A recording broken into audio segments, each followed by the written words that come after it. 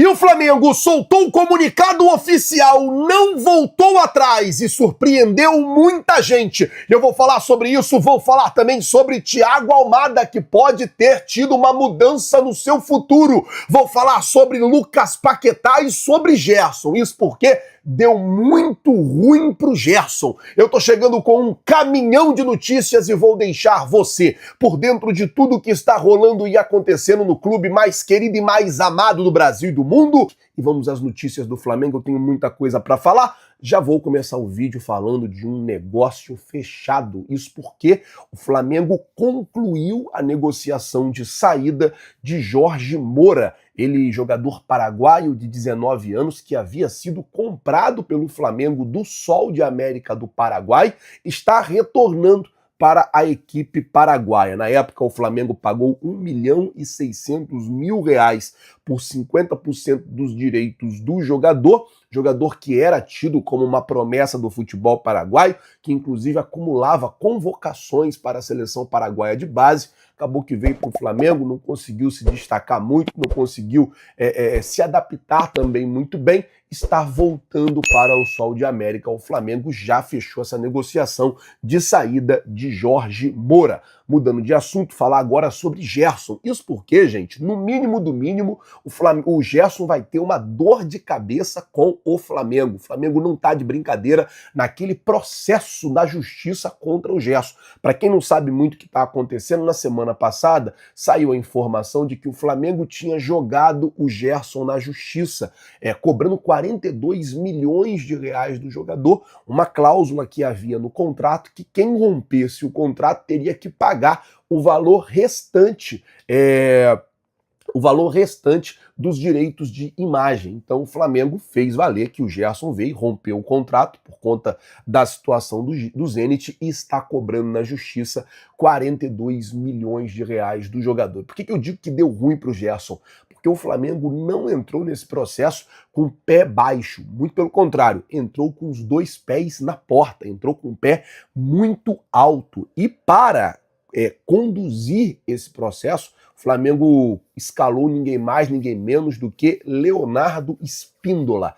Leonardo Spíndola é ex-procurador-geral do estado do Rio de Janeiro, é ex-chefe da Casa Civil e ele também foi um dos responsáveis pelo programa de austeridade apresentado durante a crise fiscal do Rio de Janeiro em 2016. Ou seja, um advogado muito renomado e muito experiente. E aí eu digo, no ruim de tudo, ou melhor, no ruim de tudo, o Gerson vai ter uma grande dor de cabeça, né? Pagar os 42 milhões ou não para o Flamengo, aí vai depender da decisão do juiz na justiça, mas que ele vai ter uma grande dor de cabeça com esse processo, ele vai ter, porque o Flamengo não marcou bobeira e foi para cima dele. E eu vi os comentários, muita gente concordando com o que o Flamengo fez, porque estava lá no contrato. Se fosse o contrário, talvez, não vou dizer o Gerson, mas algum outro jogador, algumas outras pessoas também prejudicaria o Flamengo e processaria o Flamengo. Vamos mudar o assunto agora, falar sobre Saul Niguez, porque após a cirurgia o jogador apareceu pela primeira vez.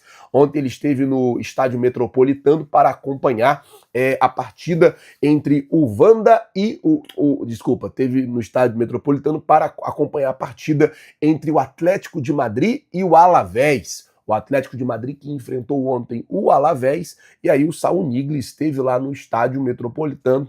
E é claro, né, óbvio que quando o jogador do tamanho do Saul aparece por lá, chama muita atenção. Ele estava de muleta, ainda está num processo de recuperação, operou faz 2 semanas, está no processo final ali de pós-operatório. A tendência aí, acredito que até o final de fevereiro o Saul está de volta já para terminar o tratamento aqui no Flamengo. Mas apareceu ali e tal, sorriu para as câmeras, não deu entrevista, não falou realmente como estava, mas após a cirurgia foi a primeira vez que apareceu o camisa 8 do Mengão. E por falar nesse jogo do Atlético de Madrid contra o Alavés, essa partida pode ter mudado o futuro do Thiago Almada. Mas antes de eu falar sobre isso, deixa eu falar com você sobre a GoCase, que tá com show de promoções nesse início de semana, nos melhores produtos personalizados do Flamengo. A GoCase, cara, tem essa garrafa aqui, ó, que ela é McFay. Sabe o que é isso?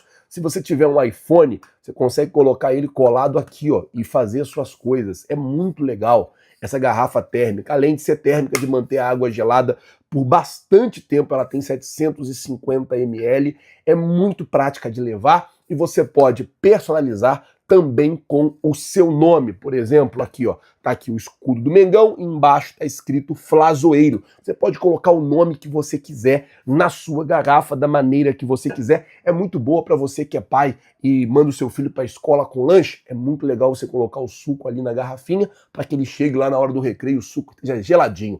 Tô deixando todos os produtos da GoCase aqui nos comentários fixados e tô deixando também na descrição. Se quiser comprar, é só utilizar o cupom FLAZOEIRO que você vai ter um desconto especial. Bom, vamos falar agora sobre Thiago Almada, porque o jogo de ontem pode ter mudado o destino do jogador no Atlético de Madrid. Por quê? Obviamente, né? Vou falar o quê? O Thiago Almada simplesmente pegou a bola, colocou debaixo do braço e jogou muito. Uma atuação com status de quem quer ir para a Copa em 2026. E cada boa atuação do Thiago Almada na Europa dificulta ainda mais a vinda dele para o futebol brasileiro. Ontem eu falei aqui no canal que o Thiago Almada poderia ser uma contratação surpresa no Flamengo, que mesmo contratando o Lucas Paquetá, o Flamengo teria dinheiro para contratar o Thiago Almada, já que o presidente BAP falou que o Flamengo tinha aí se quisesse, né, poderia gastar R$ 1 bilhão em contratações. Vai gastar um pouco mais aí de 200 milhões com a contratação do Lucas Paquetá, e não gastou nem 100 milhões ainda com a contratação do goleiro André, com a contratação do Vitão, gastou 50 milhões. Então, digamos que com essas 3 contratações o Flamengo gastasse 250 milhões, ainda teria 750 milhões de reais para poder gastar, então daria para tranquilamente ir lá no Atlético de Madrid e fazer uma proposta pelo Thiago Almada. O que acontece é que o Thiago Almada ontem simplesmente acabou com o jogo, destruiu com o jogo, jogou muita bola e assim, eu vi vários comentários de vários torcedores do Atlético pedindo a sua permanência na equipe, pedindo para que ele continue na equipe. E isso pode mudar o futuro do jogador, que segundo o técnico Diego Simeone estaria no mercado, que poderia sair nessa janela de transferência, que poderia deixar o Atlético de Madrid nessa janela de transferência. A boa atuação ontem pode causar 2 efeitos. Primeiro, o Atlético de Madrid mudar de ideia e voltar atrás. Segundo, chegar propostas da Europa. Caso aconteça qualquer um dos dois, fica difícil dele voltar para o futebol brasileiro. Agora, caso o Atlético de Madrid mantenha o interesse em negociar e não chegue uma proposta da Europa, pode ser o momento do Flamengo entrar em uma negociação e fazer uma proposta e tentar trazer o jogador, já que o jogador realmente é muita bola. É muita bola. Antes de eu falar do comunicado oficial do Flamengo e da decisão tomada, que o Mengão não voltou atrás, deixa eu falar agora sobre Lucas Paquetá e os porquê começa a chegar o momento em que o Flamengo vai apresentar uma proposta para o West Ham. Era aguardado a volta do presidente BAP, o presidente BAP voltou ontem e o Flamengo aí nesses dias, né, nesses primeiros dias da semana, já deve apresentar uma proposta oficial do West Ham. Todo esse período o Flamengo só ouviu o West Ham, agora vai ser a hora que o Flamengo meio que vai falar, né? O momento que o Flamengo vai apresentar uma proposta oficial e vai mostrar para o West Ham qual é a real intenção do Flamengo em contratar o Lucas Paquetá. E o Flamengo não quer aquela ideia de, contrata e deixa emprestado aqui com a gente. Não, o Flamengo não quer isso. O Flamengo quer contratar e já trazer o jogador de imediato para poder jogar com a camisa do Mengão. Essa é a decisão já tomada dentro do Flamengo. Outra decisão tomada, e essa surpreendeu a muita gente, é sobre o jogo do Campeonato Carioca na próxima quarta-feira contra o Vasco da Gama. Lazoeiro, o que aconteceu? Vou explicar para vocês. Gente, o Flamengo soltou ontem a programação do time profissional, ou seja, os jogadores principais que treinam com o técnico Felipe Luiz. E o Flamengo treina hoje, 9 da manhã e 4 da tarde. Treina amanhã, terça-feira, 4h30 da tarde. Treina quarta-feira, 9 da manhã e 4 horas da tarde. Ou seja, se o Flamengo treina segunda, terça e quarta, não vai ser a equipe principal que vai jogar contra o Vasco. O que fica claro é que, independente do momento do Flamengo na tabela do Campeonato Carioca, o O Flamengo vai manter o planejamento de continuar jogando com os garotos da base. O Flamengo vai manter aquilo que foi planejado lá atrás, de manter a categoria de base jogando esses primeiros jogos do Campeonato Carioca. E daí eu queria saber a sua decisão.